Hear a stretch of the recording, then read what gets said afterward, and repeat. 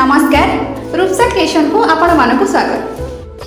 आज मैं आपण मानक देखैबी चंपा फूलर मंजीरे गोटे फ्लावर पॉट। आईआईएमसी आसीबा दिनरू आज जाए चंपा गछ सह पूरा नीति भेट हुए। हॉस्टेल बाहरी गले आग नजर आसे चंपा गछ। 8 मास भितर आमे बहुत सुख दुख बांटीछु। केते थर ता फूल भी तोलिक आनी। बसंत ऋतु भी केतेबेले आसिक चली गलानी। चंपा फूल ता महकरे घड़िए अटकई दिए समस्त। सबदिन कॉलेज आउ कैंटीन को एमती जीवा आसवा बटरे चंपा फूलर मंजी तले पड़े मु देखी। आज मन को आसला चंपा फूल तो सरीगलानी, फल किसी गोटे बनईदेवी। एमती भी स्टडी टेबल को सजाइक मुझे भारी भल पाए।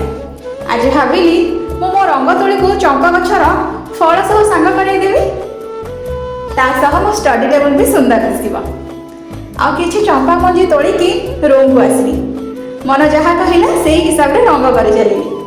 नील धला सबुज और नाली ए तीन रंग को लेकिन मंजीरे रंग देली।